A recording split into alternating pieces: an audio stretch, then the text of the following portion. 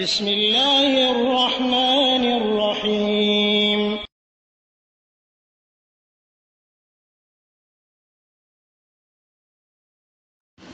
بسم الله الرحمن الرحيم الحمد لله رب العالمين والصلاة والسلام على أشرف الأنبياء والمرسلين نبينا محمد وعلى آله وأصحابه أجمعين أما بعد ومن تبعهم بإحسان إلى يوم الدين ওয়ালাইকুম আসসালাম ওয়া রাহমাতুল্লাহি ওয়া বারাকাতুহু। সম্মানিত ভাই, আপনি প্রশ্ন করেছেন যে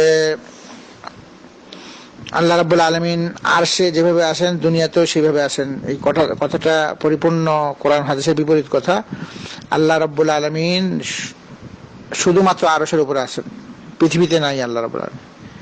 আল্লাহ রাব্বুল আলামিন নিজে বলে দিয়েছেন পবিত্র কোরআনের 7টা জায়গায়। তো সেইখান থেকে আমরা একটা জায়গা উল্লেখ করে বলে দিচ্ছি, সেটা হচ্ছে সূরা, পবিত্র কোরআনের 20 নম্বর সূরার নাম হচ্ছে তাহা। এটা 16 পারায় রয়েছে। পবিত্র কোরআনের 20 নম্বর ধারাবাহিক সূরা, আর সেই সূরার 16 নম্বর পারা, সেটা সেই সূরা তাহার 5 নম্বর আয়াতে আল্লাহ তাআলা বলে দিয়েছেন যে আল্লাহ কোথায় আছেন। এর আগে আল্লাহ রাব্বুল আলামিন পবিত্র কোরআনের যে ফজিলত সেটা বর্ণনা করেছেন। আল্লাহ তাআলা বলতেছেন যে বিসমিল্লাহির রহমানির রহিম তাহা মা আনজালনা আলাইকাল কুরআনা লিতাশকা ইল্লা তাযকিরাতাল লিমান ইয়াখশা তানজিলাম মিম্মান খালাকাল আরযা ওয়াস সামাওয়াতিল উলা الرحمن على العرش استوى له ما في السماوات وما في الأرض وما بينهما وما تحت الثرى وإن تجهر بالقول فإنه يعلم السر وأخفى الله لا إله إلا هو له الأسماء الحسنى। এখানে আমরা সূরা তাহার 1 নম্বর আয়াত থেকে 8 নম্বর আয়াত পর্যন্ত আমরা তিলাওয়াত করলাম। এখানে আল্লাহ রাব্বুল আলামিনের এই 8 নম্বর আয়াতের মধ্যে 5 নম্বর আয়াতে আল্লাহ তাআলা এখানে আল্লাহ রাব্বুল আলামিন কোথায় আছেন বলে দিয়েছেন। আর এখানে সৃষ্টি জগতের রহস্য বলছেন আল্লাহ রাব্বুল আলামিন কোরআন কেন নাযিল করেছেন। তাহা বিসমিল্লাহির রহমানির রহিম। তাহা অর্থ হচ্ছে, এটা দুইটা শব্দ দ্বারা গঠিত। যে সূরাটা আরম্ভ করেছে এটার অর্থ একমাত্র আল্লাহ রাব্বুল আলামিন জানেন। এটার ব্যাখ্যা আল্লাহ তাআলা করেন নাই। তো আমরা বলবো আল্লাহু আ'লাম, আল্লাহ তাআলা ভালো জানেন। তারপর আল্লাহ তাআলা বলতেছেন 2 নম্বর আয়াতে, আল্লাহ রাব্বুল আলামিন বলতেছেন যে হে নবী, আপনার উপর যে কোরআন আমি নাজিল করেছি বা প্রত্যেকটা লোকের জন্য নাজিল করেছি, এটা দুঃখ কষ্ট পাওয়ার জন্য না। এই কোরআন কেন নাজিল করেছেন, বরং আল্লাহ রাব্বুল আলামিন সেটা নাজিল করেছেন সতর্ককারী উপদেশ হিসাবে, যেন মানুষ আল্লাহকে ভয় করে এবং তার কথা শুনে। তাহলে পবিত্র কোরআনটা সবকিছুই উপদেশ আমাদের জন্য এটা বিধান, আমাদের জন্য এটা সংবিধান, কিভাবে আমরা জীবন যাপন করবো যেন আমরা আল্লাহকে ভয় করে চলি। তারপর আল্লাহ তাআলা বলতেছেন তিনি এইটা কে নাজিল করেছেন। আল্লাহ তাআলা নিজের কথা বলতেছেন, তানজিলাম মিম্মান খালাকাল আরযা ওয়াস সামাওয়াতিল উলা, যিনি পৃথিবী ও উচ্চ আকাশ সৃষ্টি করেছেন তার নিকট হতে তা নাজিল হয়েছে।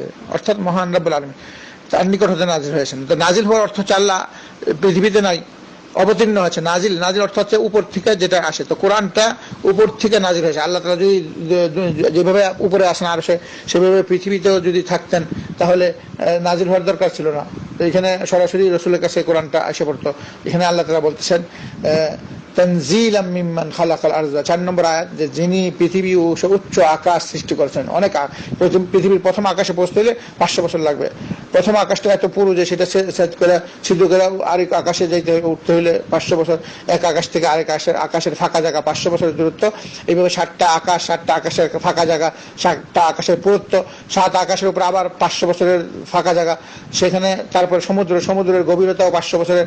তারপরে সমুদ্রের উপরে আল্লাহ আরশের উপরে আল্লাহ রাব্বুল আছেন। এই কথাটা 5 নম্বর আয়াতে আল্লাহ তাআলা বলতেছেন, আউযু বিল্লাহি মিনাশ শাইতানির রাজিম, আর রহমানু আলাল আরশি ইস্তাওয়া। আরশে দয়াময় সমুন্নত আছেন, মানে আরশের উপরে আল্লাহ আছেন। এই জন্য আরেক হাদিস আছে, প্রতিদিন আল্লাহ রাব্বুল আলামিন শেষ রাতে আরশ থেকে পৃথিবীর আকাশে নামেন এবং ফজরের আযান পর্যন্ত আল্লাহ তাআলা সবাইকে ডাকতে থাকেন যে হে মানুষেরা, কে আছো তওবাকারী, কে আছো আমার কাছে প্রার্থনা করবে, আমি তোমাদের প্রার্থনা কবুল করবো।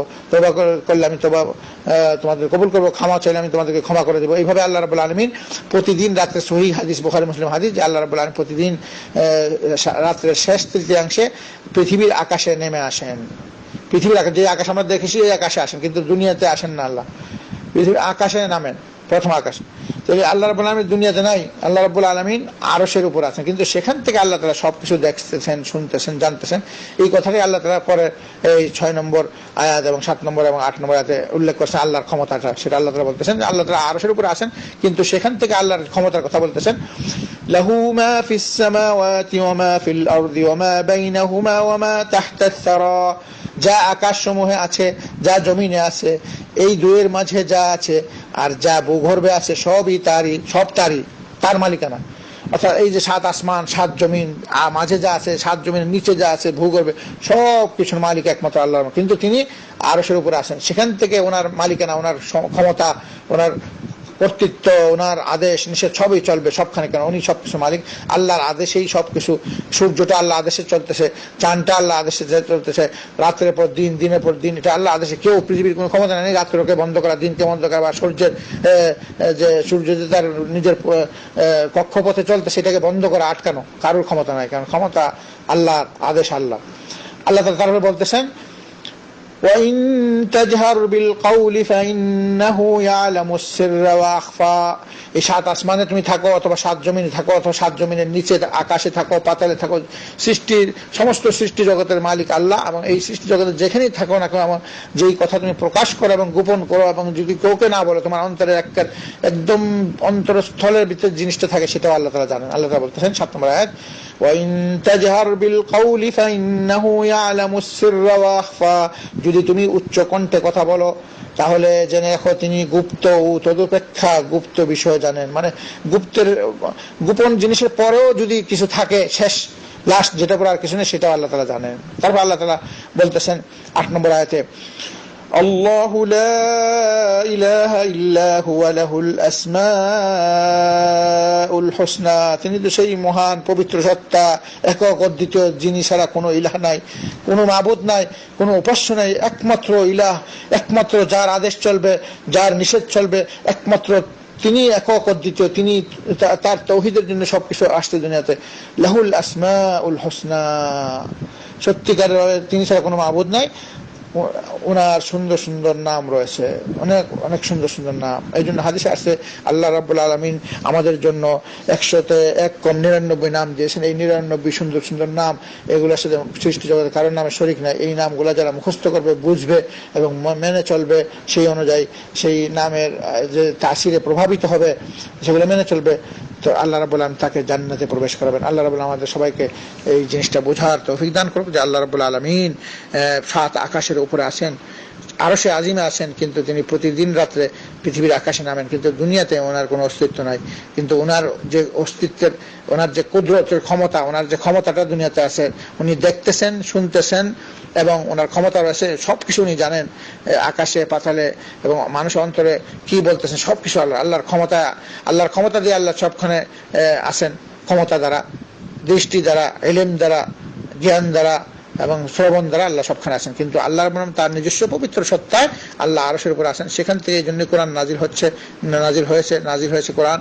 এবং আল্লাহ রাব্বুল আলামিন প্রতিদিন পৃথিবীর আকাশে আসেন, এবং বছরে একবার, সেটা আরাফাতের দিন আবার পৃথিবীর আকাশে আসেন দিনের বেলা, এমনি প্রতিদিন রাত্রে আসেন। কিন্তু অনেকে বলে যে শবে বরাতের রাত্রে নামেন আল্লাহ, এটা মিথ্যা কথা। শবে বরাত ইসলামে নাই, এটা বানানো বেদাত।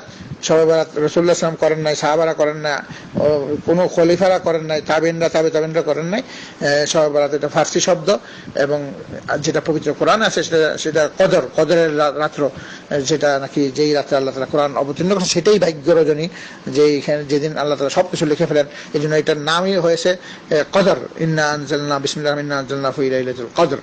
তো আল্লাহ রাব্বুল আলামিন আমাদের সবাইকে কোরআনে যা আছে এবং সহিহ হাদিসে আছে, যে সমস্ত জিনিস আল্লাহ তাআলা আমাদেরকে জানিয়েছেন, আমাদেরকে করতে বলেছেন, বিশ্বাস করতে বলেছেন, সংবাদ দিন, সবগুলো যেন আমরা সঠিকভাবে আনন্দ চিত্তে বিনা দ্বিধায় গ্রহণ করতে পারি এবং মানতে পারি। এবং এইভাবে আল্লাহ রাব্বুল আলামিন যেন আমাদেরকে মৃত্যু পর্যন্ত সেই আকীদা, বিশ্বাসের উপর প্রতিষ্ঠিত রাখেন। আমিন। ওয়া আখিরু দাওয়ানা আলহামদুলিল্লাহি রাব্বিল আলামিন, সাল্লাল্লাহু আলা নবিয়িনা মুহাম্মদ ওয়া আলা আলিহি ওয়া আসহাবিহি আজমাইন বিরহমাতিকা ইয়া আরহামার রাহিমিন।